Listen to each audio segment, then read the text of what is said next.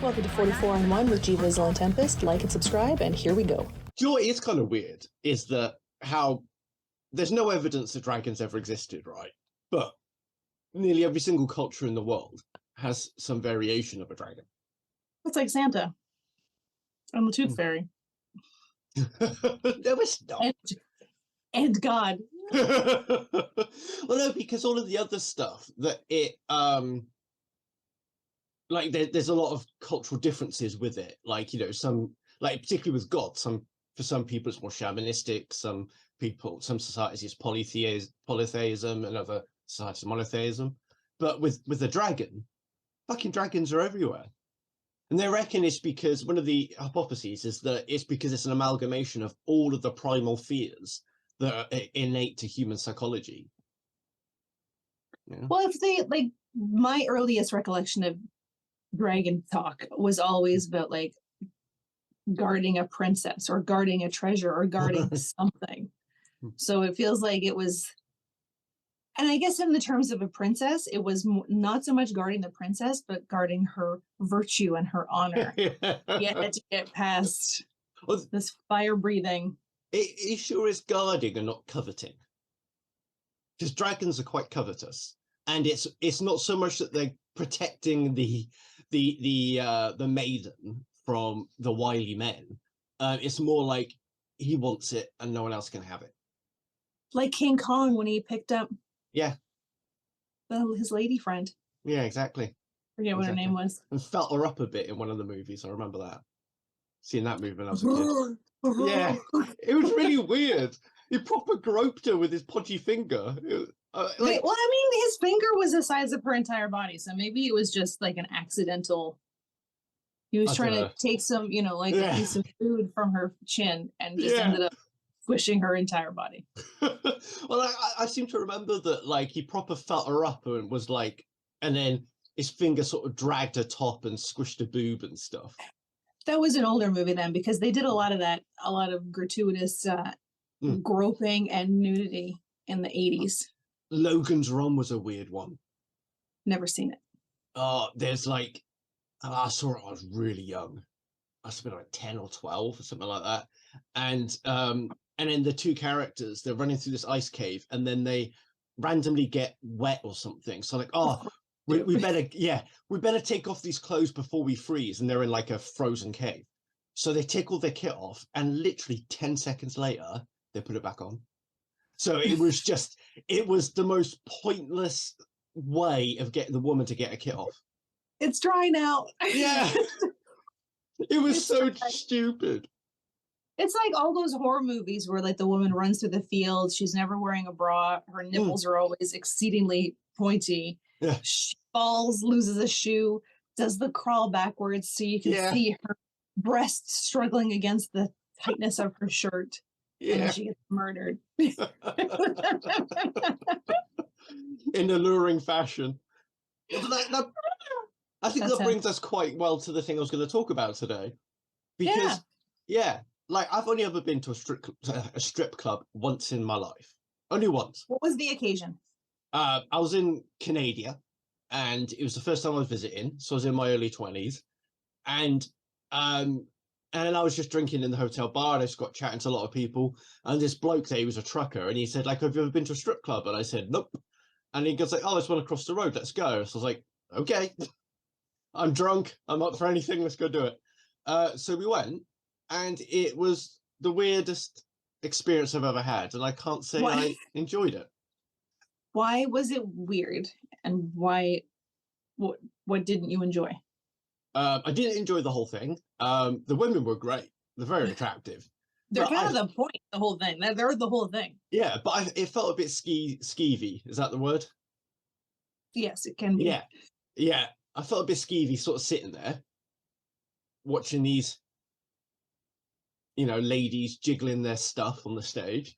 And with some bloke I don't even know. And all the movies and the TV shows and stuff, they always paint a different picture of a strip club, right?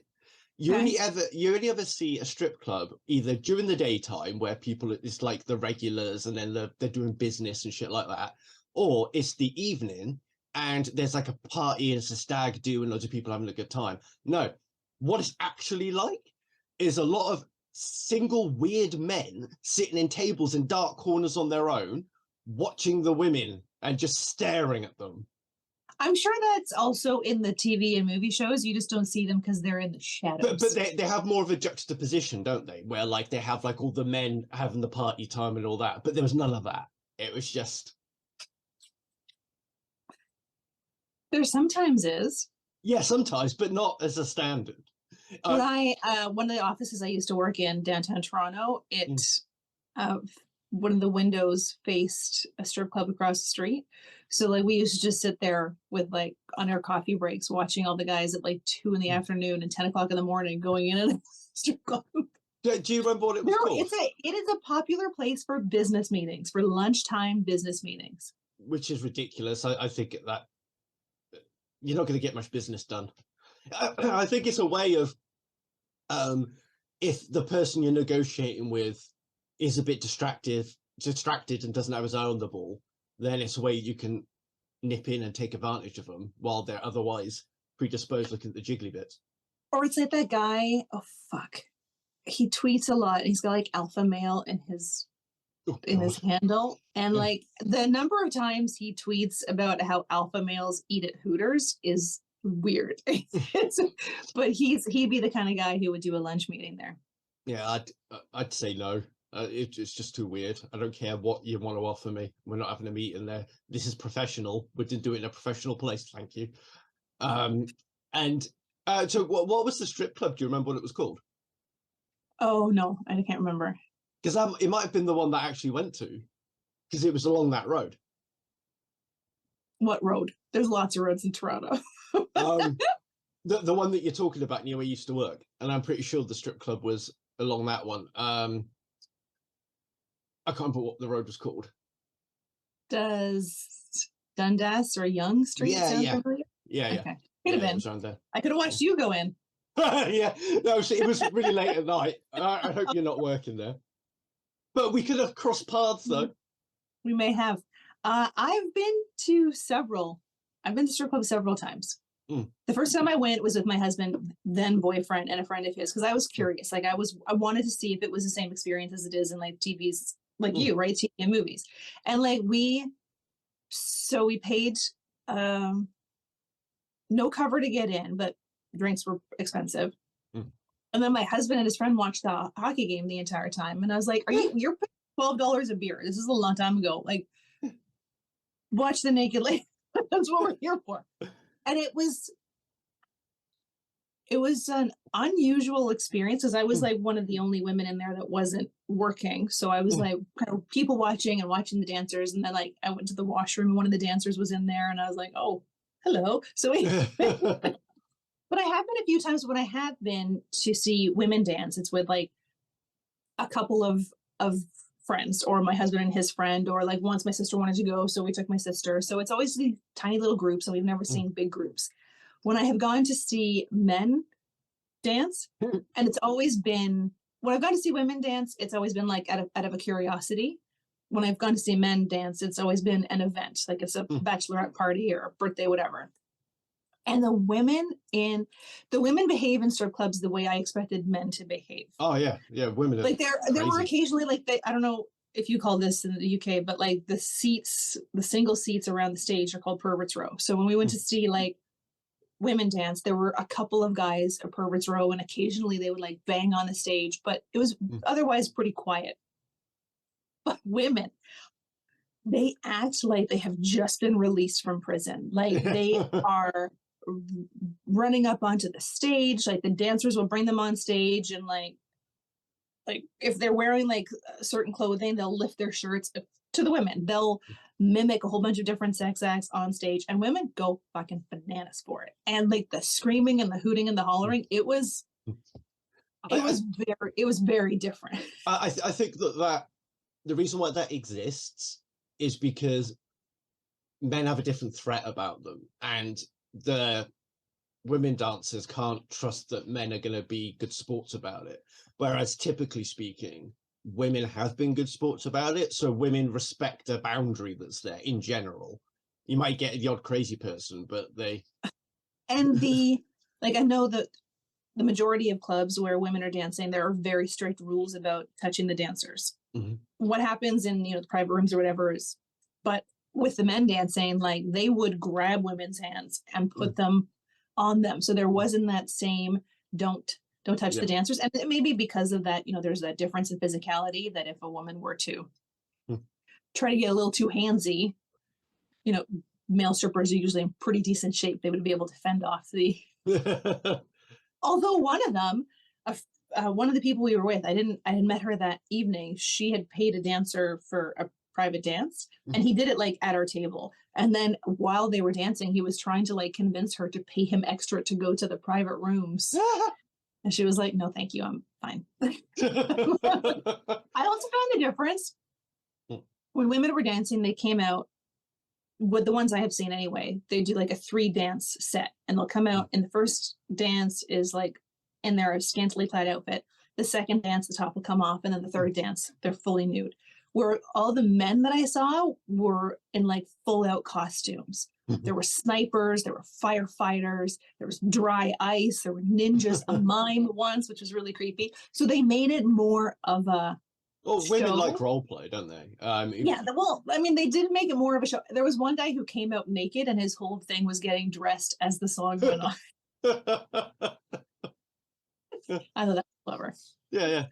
And and perhaps part of it is like the subconscious reasons why the men and women are there as well, and the kind of people that they're there with. So what you're talking about there isn't like a lone woman on her own sitting in the corner.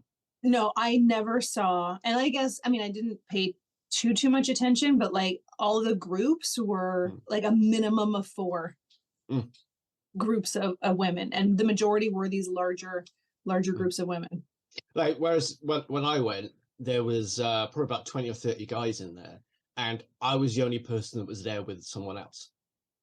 No kidding. Yeah, it's fucking weird. And then like that's what I couldn't get past. This is way before I did any of the sex offender stuff. This is before I started studying for my degree and everything. It made me feel gross. That like, I could see how that would, like, if you had gone to it, like there's a couple of bars in Toronto that like it's a show, right? The dancers put on a big show, where I think that would probably leave you with a better perspective on it than just this weird bar in the middle of the night.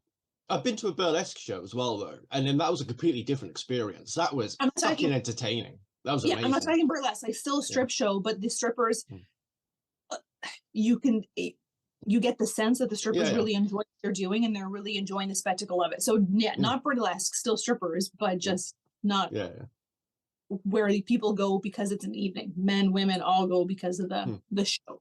Yeah. And then like as well, like I know how like some people listen to this, if they don't know me, they'll think I'm coming across really prude, but I'm very liberal socially and sexually. So like it's like I'm not against people being strippers. I'm not against people enjoying it or anything like that, because they're providing a service, and in a lot of cases, a lot of them get paid really well to do it. And I just think if these men are going to throw money at you just for dancing, then it's better than alternatives, and it's a good way to make money. It's just knowing what men are like I just find it really gross from the man's perspective. It's like, oh, let's go down and watch the ladies. But I think some of those men have the same, like I'd almost rather them go there to do that, because then you've got men who, so I saw this text exchange, young, I think 25-year-old, she was a server in like a diner. There was a 70-year-old man who was her regular, and he would, like, she actually said she felt like he was a grandfather figure. He once told her that he had fallen and there was nobody that he could call, so she gave him her number so he could call her if he needed help. He gave her a birthday present and blah, blah, blah. So then one day he sends her this just rant of texts about, why did you ignore me this morning? Like, until you know the context, right? When I was here first reading it, it was like, why did you ignore me this morning at breakfast? I give you all these gifts, I give you these things, and you just ignore me. And I can't believe people like you, bitches like you, to take advantage of men like me. This is why we all get hurt. And she was like, what the fuck? Like, So you're my customer. You're not my boyfriend. You're not. He's old enough to be your grandfather, but just he's the kind of guy who would go to a strip club. Like he went to a restaurant and just assumed that the server who was being nice to him was fancied him. I think he's the kind of guy who would do the same thing. Who would kind of like get stocky and weird with strippers, because I think a lot of men, if they're there by themselves, it's a parasocial relationship. But it feels like they're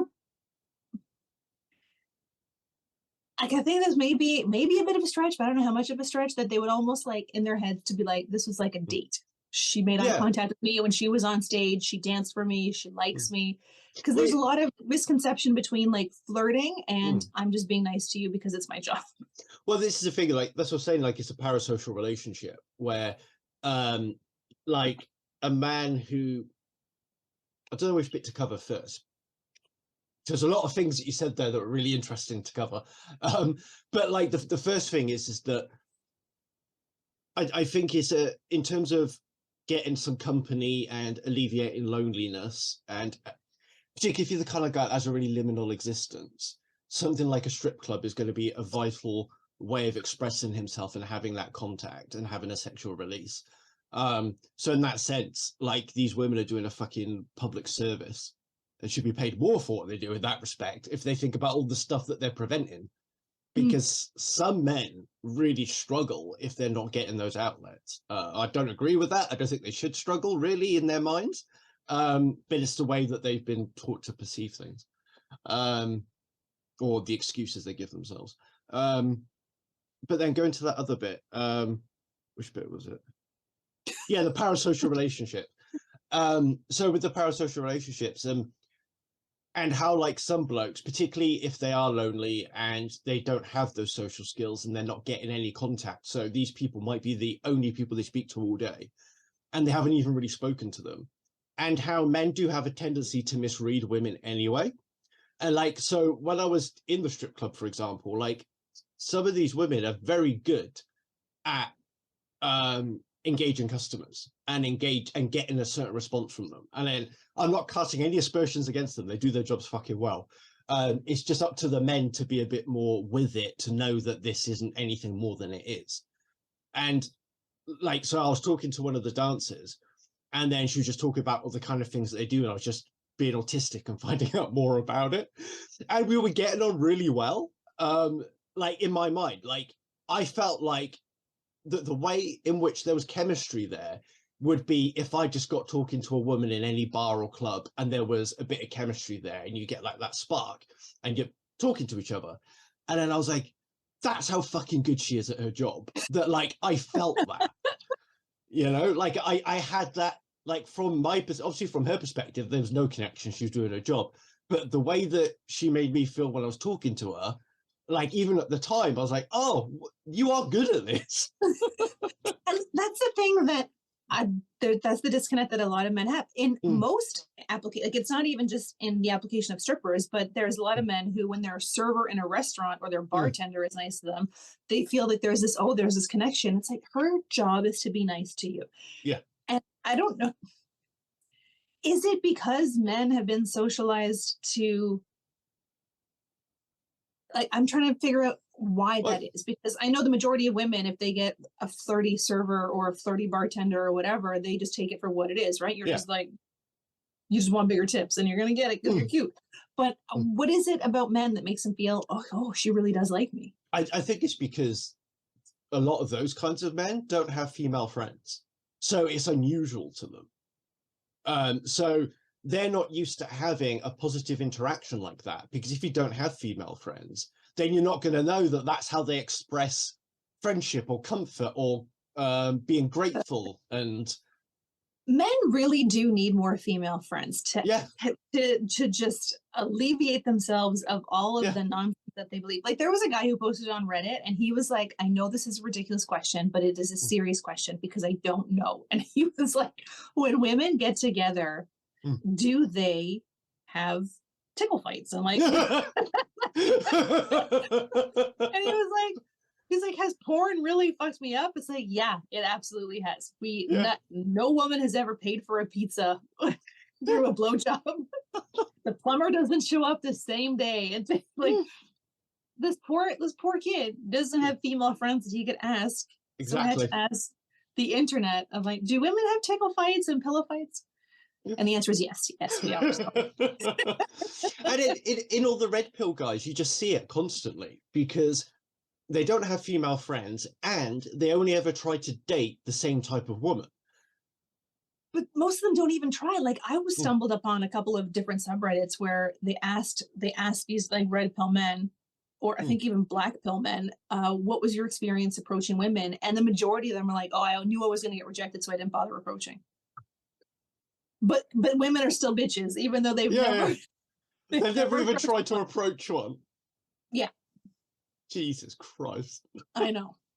And this is why one of the first bits of advice I would give blokes is make friends with a woman. Like, what I think they don't get is that they see what they want to see. And this, I don't know if you ever saw the show 2.5 Men. It was okay. So John Cryer, Charlie Sheen, and Charlie Sheen was a womanizer, always had dates. And there was one episode where his brother, John Cryer, was asking him about like, or he commented about like, it's so easy for you. You always have a woman. And then the Charlie Sheen character was like, guy, he's like, I deal with rejection really well because I have to ask 20 women to get even one of them to come home with me.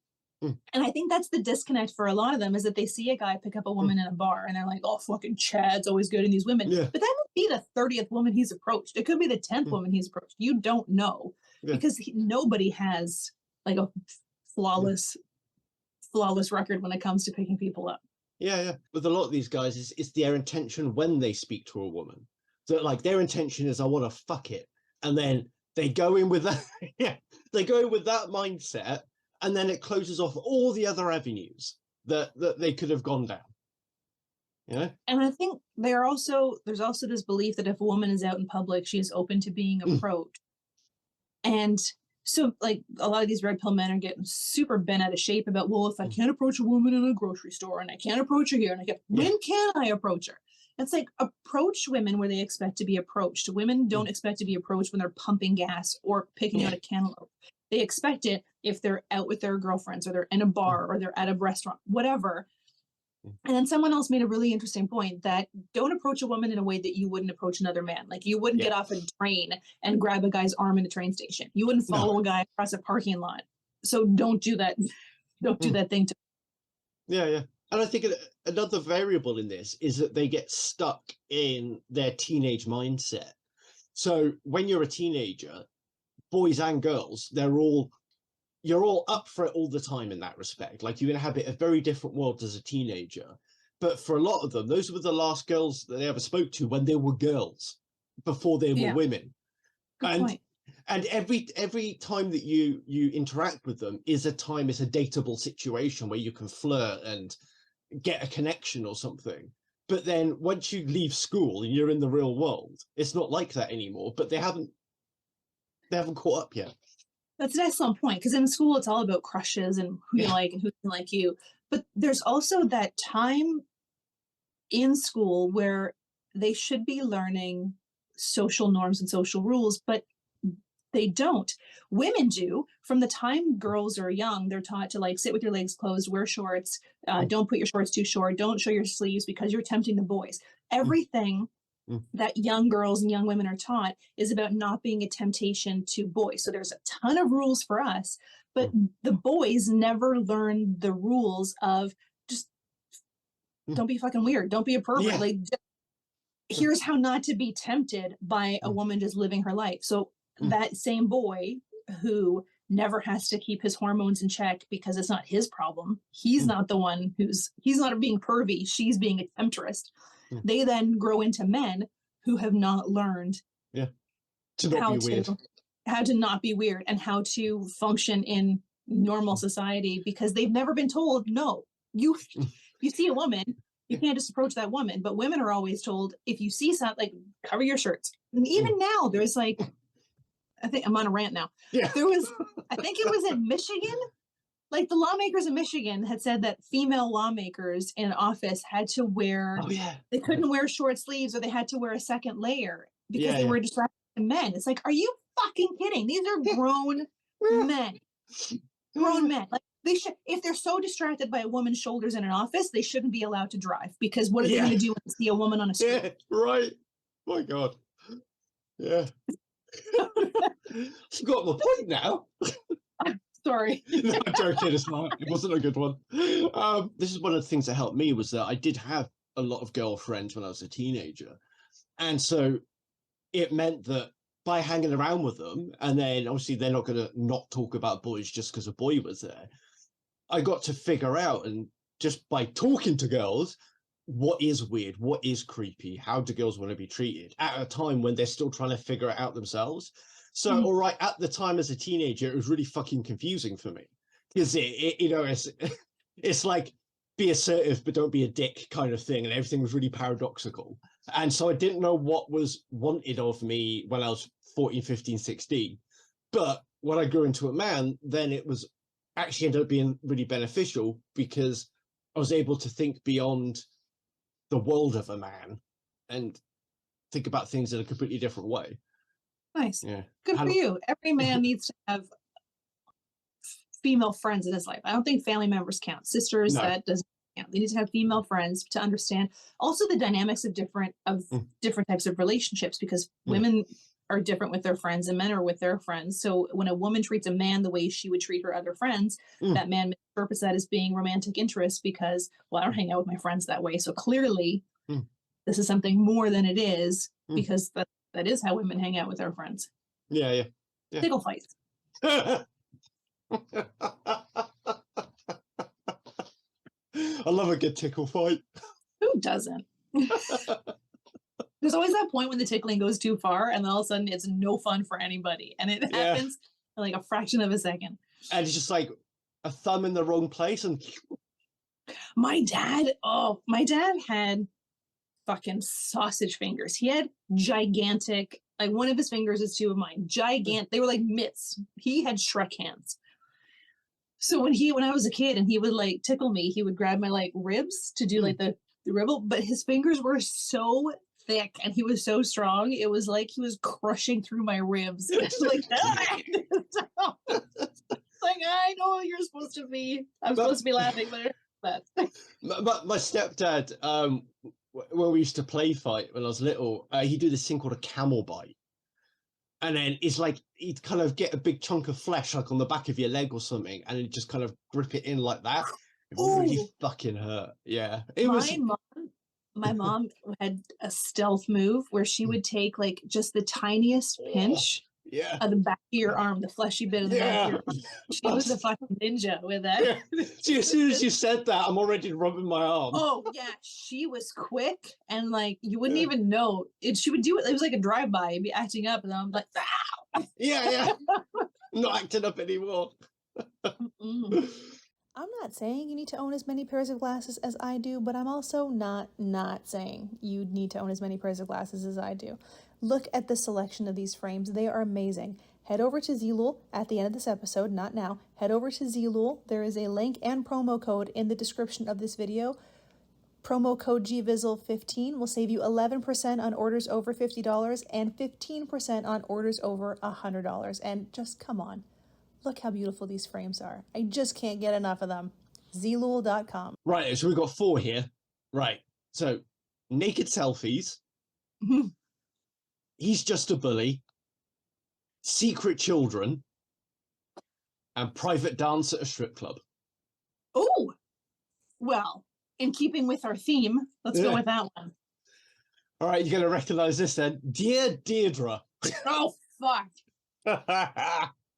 She's the worst. I had a private dance at a strip club. Not me, the person writing. Nothing else happened, but I made the mistake of telling my girlfriend. She went ballistic, slashed my shirt and threw me out. I'm 29 and she's 26. I had not been out once in 2 years since our daughter was born, but my girlfriend didn't want me to go to my mate's stag. We had a big row and I went anyway. Now I'm back at my parents' trying to hold my life together. I'm paying all my ex's bills and missing my daughter like crazy. Is there any way for us to get back together? mean, there probably is, but he's gonna have to admit that what he did was shitty, because it's not like that he just went to the strip club and he didn't know, and then, or she didn't know, and then he told her after the fact, like, oh, I went to the strip club and blah blah blah. She specifically said she didn't want him to go. And then not only did he go, but doubled down and got a dance while he was there. They could have set some boundaries before he left to say, listen, it's my mate's stag. I really want to go. I know it's in a place that you don't feel is appropriate. Let's get a babysitter. You can come with me. Or just trust me that I'm not going to do anything and not going to get a dance, and then not get a dance. But to go knowing she didn't want him to go and then come home and specifically tell her, that wasn't a bid for him being honest. It was a way of him being like, fuck you, I can do what I want. Because I'm a 29-year-old man. You can't tell me I haven't been out in 2 years. Yeah. I'm an alpha. Alphas do what they want. Yeah. Like, okay, he says he hasn't been out once in 2 years. That's fine. Why didn't his wife or girlfriend want him to go? Was it because she hasn't been out in 2 years either, and she doesn't want their first night out to be his night out while she's at home alone? Like, could he have done a couple of date nights or whatever? Could he have spent some time with her? Why didn't she want him to go to a strip club? Was it specifically a strip club, or was it just she didn't want him to go out at all? What was his motivation in telling her that he went to the strip club and got a dance when he could have just like kept his fucking mouth shut about the whole thing, or said to her, I'm not going to do this because I know it makes you uncomfortable, and that is a boundary you are setting, and I'm going to respect your boundaries. Yeah. I think all that makes sense. And I think that the way that he broached the subject as well kind of just supports what you're saying about him and what his intentions were with telling her. Because he says, like, so a private dance happened at a strip. So he had a private dance at a strip club, and he specifically says nothing else happened, right? But a private dance at a strip club is a big thing when you've already spoken to your girlfriend about going, and she's asked you not to do it, and you didn't just go to the strip club. You paid to have her dance privately on you. Yeah, it's a totally different scenario. Yeah, because if she had said, I don't want you to go, they may have been able to get past that with him saying, like, it could even have been, you know, maybe you don't have the right perspective of what goes on in a strip club. So why don't you and me, honey, we'll get my mom to take care of the kid for a night. We'll go to a strip club together so you can see what it's all about. Maybe that would assuage some of her concerns and fears. So when he went, she would have been like, oh yeah, he's just going to be one of these guys sitting at a table with his friends drinking beer. But that it felt malicious the way because he tried to justify it. Yeah. I haven't been out once in 2 years. She didn't want me to go. Like, he's just trying to get other people to be like, no, yeah, you're okay. You're a man. You can do what you want. Yeah, you're an alpha. Don't be a beta. Yeah. Don't listen to your wife and her needs. You'll be cucked by your wife and daughter. Yeah, she's already baby trapped you, dude. Yeah. And the fact that he's framing it that it was a mistake to tell her because she didn't react in the way that he demanded her to react. He's completely invalidated. He was going to react. Yeah. He already knew she didn't want to go. They already fought about it. They had a big row, which I love that word. They already fought about it. So what did he think that was going to make her feel better? And what was his purpose other than to just be a dick? Yeah. This slashing his shirt thing is a bit of an odd thing to put in there too. And it's also a little bit of an extreme reaction. I mean, she didn't need to do that. Yeah, that's called assault. Yeah. I mean, I'm not agreeing with her actions in that. Yeah. In that respect. She could have just gotten her point across because he's staying at his mom's house. She could have just still kicked him out without slashing up his shirts. Although technically he didn't say that he was wearing it at the time. No, I'm sure she went into his closet and destroyed his clothes. That's the impression that I took away from it, but also completely unnecessary. That was unnecessary. Oh man. And then he was a dick. He knew what he was doing. He knew he was being a dick on purpose because he knew she didn't want her to go. She didn't want him to go. Not only did he go, but he also doubled down, got a dance, and then told her about it.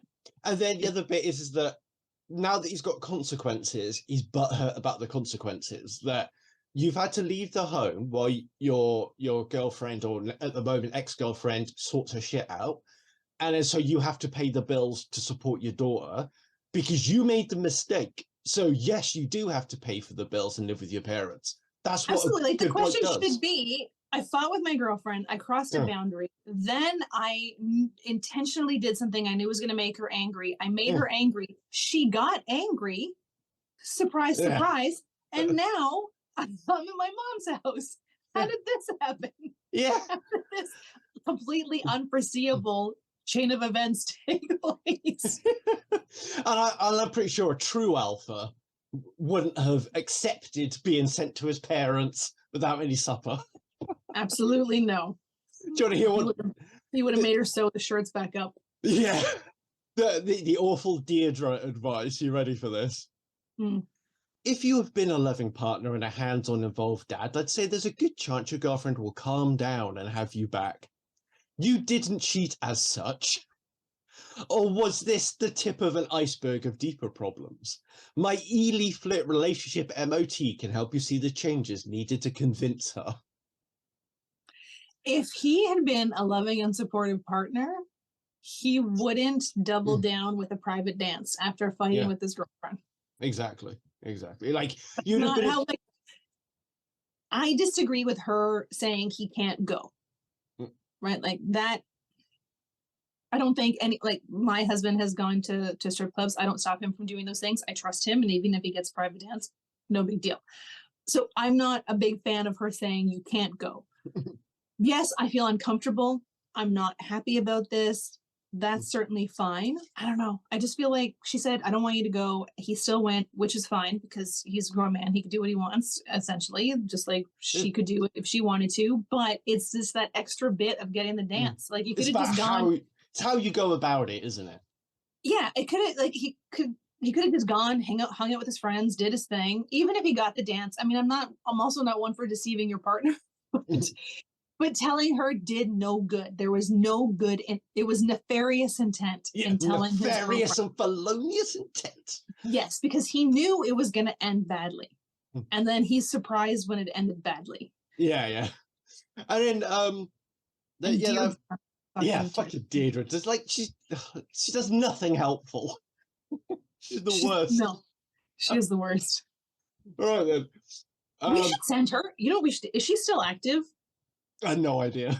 Oh, because I'm curious about whether she gives different advice to women and men. So, like, we should send her the exact same question, but signed a very clearly woman's name, very clearly a man's name. Flip the genders and see if she gives us the same advice. Yeah, that would be interesting. She should. That's the thing I find with a lot of these agony aunts is not many of them are even.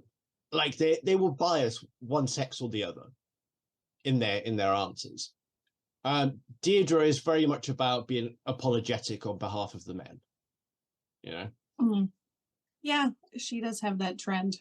There was, when I was looking for these, there was a scandalous one I read. It was absolutely disgusting. It was in Singapore, and the agony aunt there said to the young lass writing in, yeah, you got raped, but you should have expected it, and you're lucky. You should feel grateful he wore a condom. Yeah. What? Yeah. It caused a massive upset. Oh, you don't say. Yeah. That's holy shit.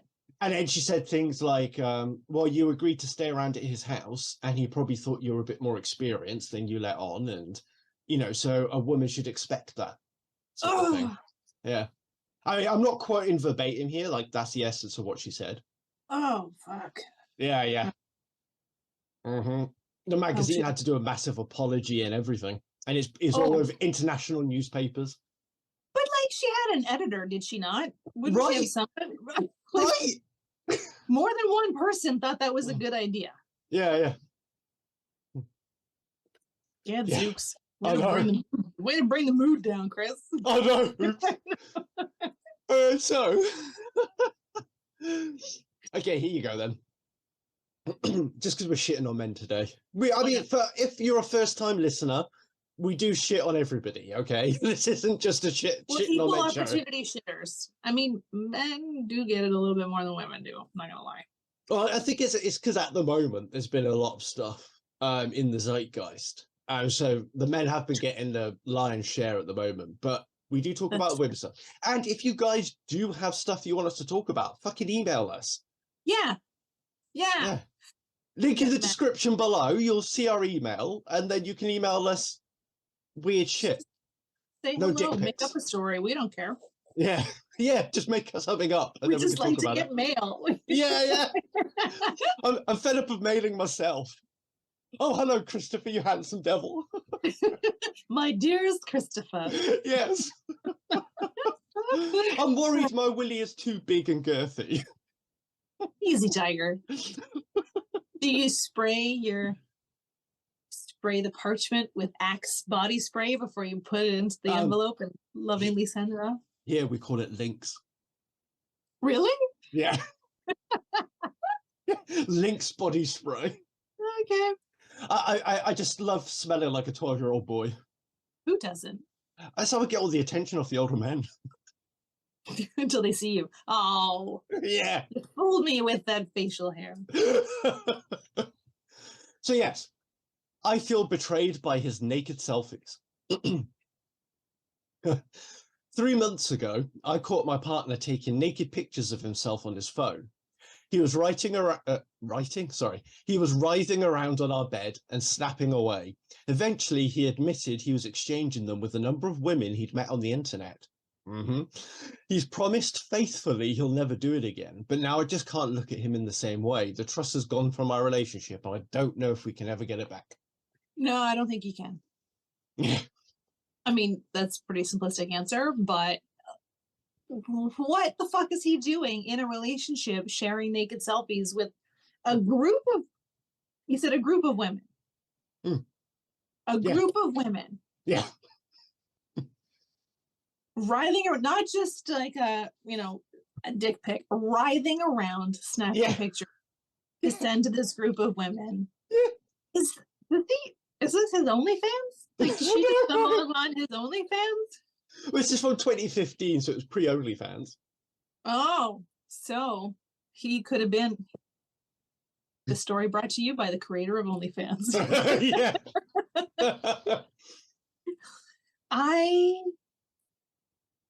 I mean, he said he wouldn't do it again. He promised he wouldn't do it again. It's really, is he going to live up to that promise? You would hope that your partner would, but she said partner of 3 months.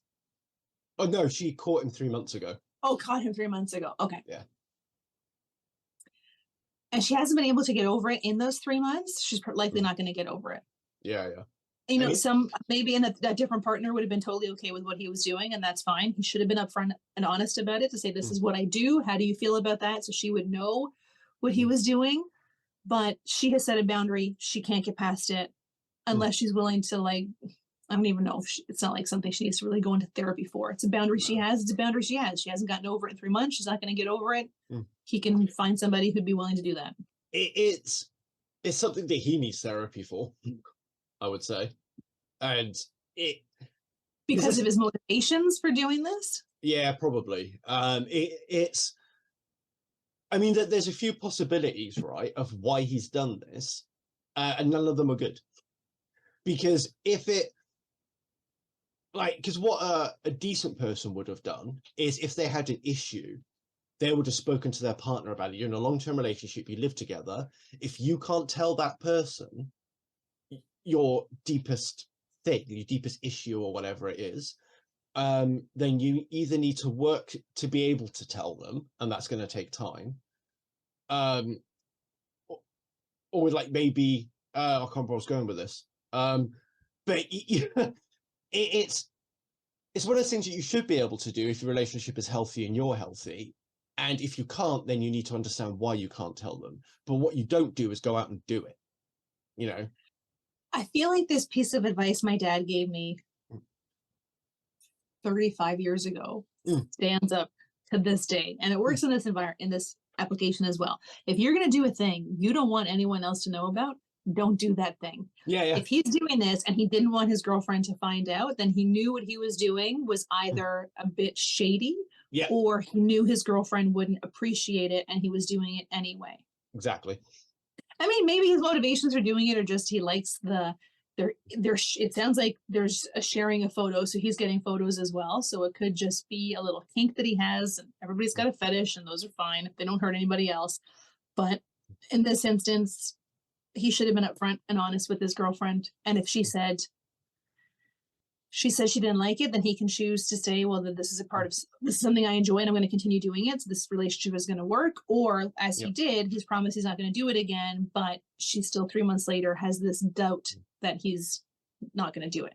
I think for me, the promise that he wouldn't do it again, that, like, if I was in that situation, just from my personal perspective, that's not worth the paper it's printed on, because it's because he's already betrayed your trust. He's already gone there and done it, knowing that you wouldn't like it, and he's gone ahead and done it anyway, and done it for a long time. Like, he's got a whole network of women that he's doing this with. So this isn't a new thing. Like, he's actively seeking out other women, talking to them, and then either trading photos or just sending them his photos. And you knew nothing about it until that point. I wouldn't be able to get over that. You know, I could talk to anyone about anything, but a betrayal of trust like that, I can't do. It is. You're right. It is a betrayal of trust. And like, she clearly, it's been 3 months and she still can't get over it. And if she doesn't trust that he's going to keep that promise, then all that trust is gone. Exactly. And he never told her. So I don't think there's any coming back from that. Yeah.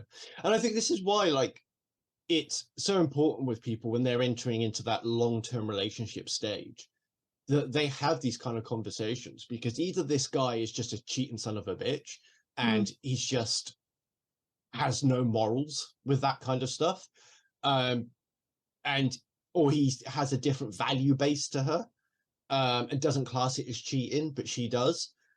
This is why you have to have these conversations to make sure you're on the same page ethically and morally and what you want out of the relationship. Or it could be a weird fucked up mental health kink that he's got because he had some trauma in his childhood. But unless you talk about it to your partner, none of you are ever going to know. So you have to take it at face value and think, no, he's betrayed your trust. And people need to definitely be better at not only setting, but also communicating their own boundaries up front. And sometimes you don't know until you know, right? If this is something that bothers me, I wouldn't think to bring it up while dating. Like, please don't send naked selfies to other people, because I would have thought that would be something that would kind of be implied. Yeah. Some people perhaps need to set that boundaries and be better at advocating for themselves. Like, all these people or the majority who seek out these advice, I feel like it's a lot of them just trying to find somebody else to either justify what they did wasn't as shitty as it likely was, or someone else to give them the words they need to be able to go back and say, no, I'm not going to do this thing. Or that extra oomph of, yes, you can advocate for yourself, where it's uncomfortable for a lot of people to do, but the benefits of it are humongous. Okay, so I think we've wrapped up this last one. The relationship is doomed. The relationship is over. Yeah. And I mean, if he wants to continue doing this and he's doing it for the right reasons, where he doesn't feel like, I don't know, obligated to, or he doesn't get his entire sense of self or whatever from these photos, if it's not hurting anybody and he's happy doing it, then God bless, keep doing it. You'll probably find a partner who'll be accepting of that, but just be upfront with your partners. Yeah, like, you just hope that he'd learn from it. Like, if it is a deep psychological need and a genuine kink that he has, because that tends to be something that they struggle to not have it fulfilled. It's like, it's quite a strong urge, and that's something that you need a sex therapist to work through it with your partner. I mean, if, like, that is something that this woman could do with a sex therapist, with her partner, like, they might be able to work through it together to figure out, are you being a dick or is this a genuine need? And being able to figure out the two. So admittedly, I don't know, I've not worked with sexual predators like you have, but if he's doing it because of it's like a pathological or sexual need, at some point those photos may no longer fulfill that need, so he would have to potentially escalate. Like, is that a potential, or could that just be? It depends on where it comes from and why he's doing it. And it's because at the moment, like, those, I mean, if we assume that this is a kink and it's a mental health thing, right? Let's just make that assumption here. Okay. That, like, then kinks tend to be fulfilling, right? So they don't escalate or change. It's like, it's a super specific need that they have. whether it's Quentin Tarantino with his obsession about feet in all of his fucking movies. That doesn't escalate across his movies. It kind of stays the same sort of level, right? Whereas like something like, if we're going to look at, like, say, a sex offender by comparison, some of the ones that I was working with were attracted not to boys or girls or men or women. They were attracted to vulnerability. So they just wanted to get instant gratification and just get their end away. And a vulnerable person was the best one to do it with because they can't fight back. And then, so that is a sexual attraction. Yeah, that's a sexual attraction to them. But then how that's different to a kink, because the kink in and of itself doesn't tend to be harmful. It tends to be self-contained and it tends to be fulfilling. And it doesn't escalate, which is why they have to work with a sex therapist to figure out, like, where's it coming from? Because a kink that hasn't been figured out, like as has happened here, it's destroyed this guy's relationship, assuming it is a kink. Then it's destroyed this relationship for him, and his partner's not going to be able to come back from it. He's betrayed her trust. Like, he hasn't acted in a good way. He's lied. He's basically cheated on her, and all these other things. And then she's going to struggle to overcome that. So, was this a Deirdre? No. This was a Jane O'Gorman from the Daily Express. And what was Jane's response? Not as nuanced as ours, but your relationship can never be the same again because you faced a serious test. But couples do survive hiccups and traumas all the time. I suggest you keep talking and find out why he did this in the first place. Ultimately, is this a relationship breaker? Can you carry on living with this man, and can you forgive him in order to wipe the slate clean? If he simply can't convince you that nothing like this will occur again, then I fear you may well be doomed. Oh. So I think pretty close.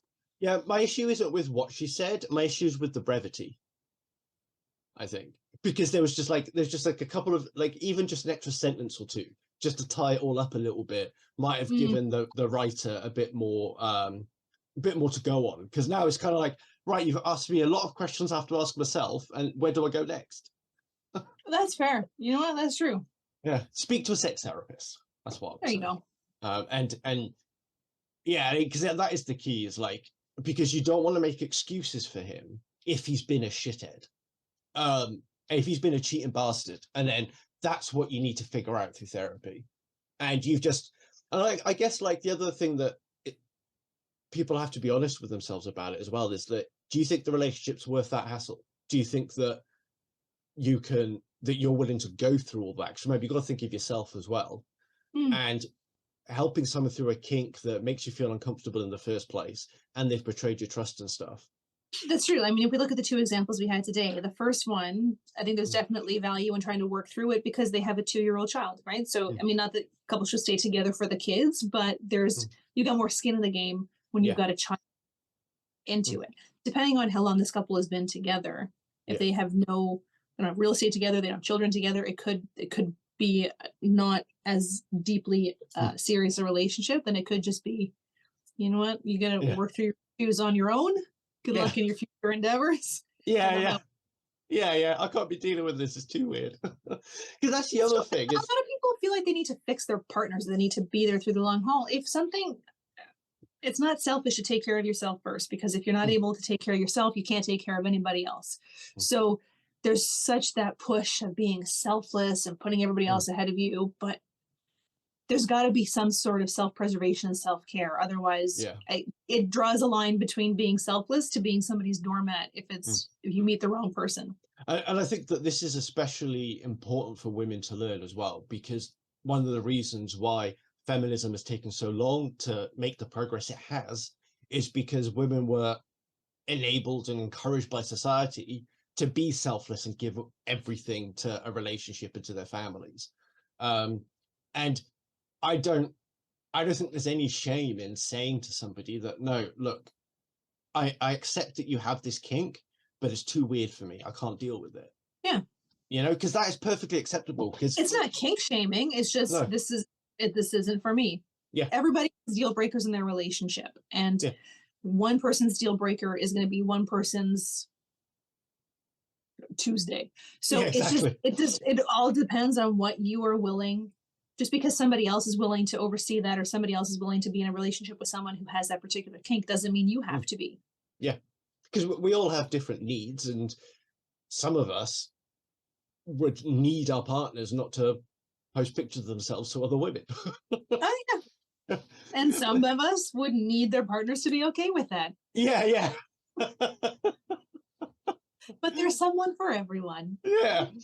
And well, I was going to say, this is juxtaposed quite nicely with the discussion going on at the moment, where there's like those young men who they get in relationships with women who have OnlyFans accounts and Instagram accounts, where they're showing off a lot of their bodies and everything, but these guys aren't happy with it, and then they want their new girlfriend to turn it off and disconnect their accounts. And it's kind of like, it's the way they go about doing it. It's like, it's okay to not want someone to do that, but it's not okay to force somebody to stop doing it just so you can be with them.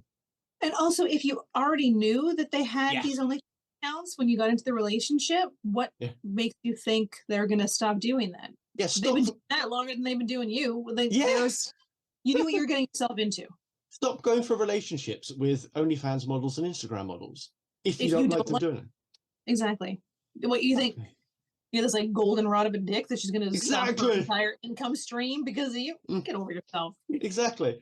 And unless you can like now subsidize like all the money that she's been earning, unless you're going to give that to her for free, in which case that's basically prostitution now, to be a private model, then you know, it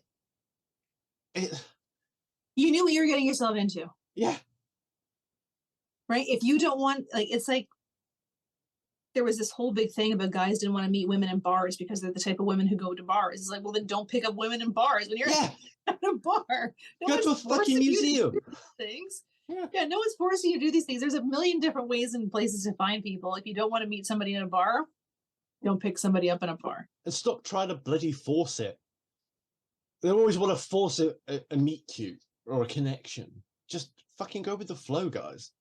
Just meet people where you're going to meet people. You can make a cute story about it later. The only meet cute I have is when I made out with a basset hound when I was trying to take him home.